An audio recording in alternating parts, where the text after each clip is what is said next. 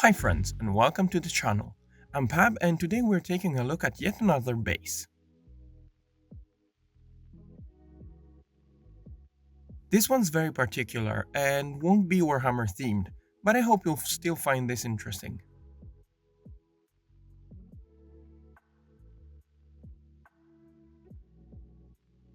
So as you may have seen, I'm working on a very large base today because I wanted to make a nice diorama for a franchise I really love.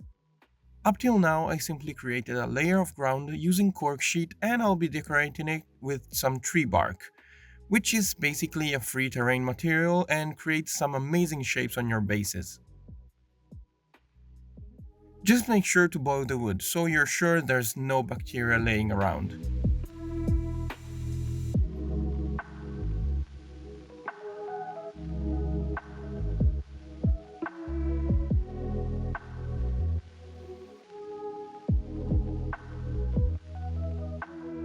Just a quick note, I've opened a small donation page.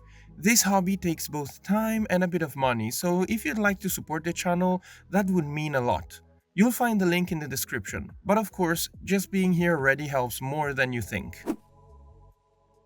Up till now, the base is very straightforward, and even though we're going to basically cover it all in snow, we still don't want to miss out any detail. So we're going for a dark gray base color and then taking out some of the texture with a nice light gray dry brush.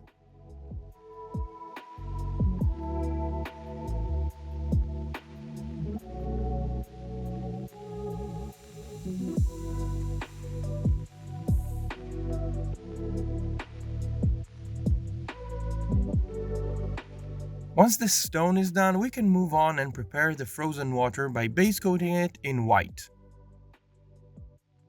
Now with different tones of blue, we can go on and recreate the colors of frozen water, starting with a light greenish blue, mixing it up with a light one, and then we go on and use a darker blue to give it more depth.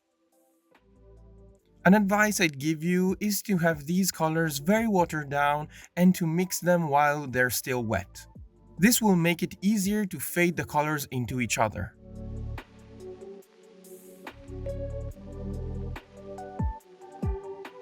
Now we get to the good part. To create the ice effect, there are a ton of different methods and resins, but today I want to share with you a new one, which is actually very cheap and doesn't really require anything else. You just need some hobby glue and a lot of patience. But look at it.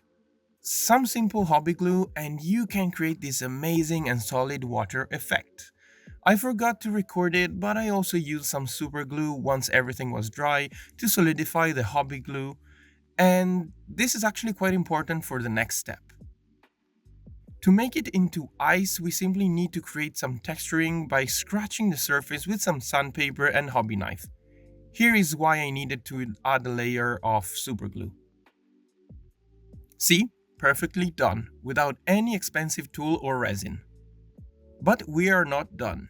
To add more details to the base, we can go on and add the winter tufts by the army painter, which are some of my favorite to use with some stones and snow. Also, you can get better details and use less tufts if you cut the ones you got in smaller pieces. You'll see that instead of putting down 3 different tufts, I simply cut out one and managed to use it on the entire base. Then it's time to add the final touch, the snow.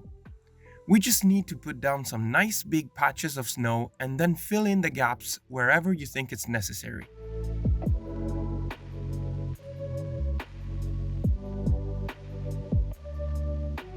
Don't forget to put some on the ice to give it a better sensation of it being frozen and not looking like simple water.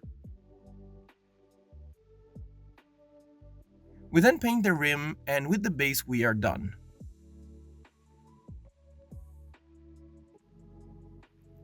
Now I won't go through the entire process of painting the characters because they're very specific and not Warhammer related.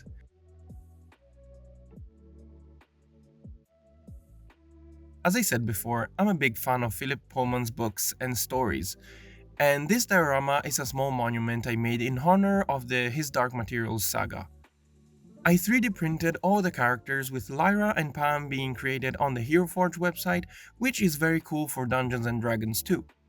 As always, thank you so much for staying until the end, and I hope this video was fun to watch. Don't forget to like and subscribe, it really helps the channel. And again, if you want to support the channel a bit extra, in the description you'll find a small donation page, totally optional, but it helps me keep this project going. As always, thank you all so much and see you next time. Bye friends.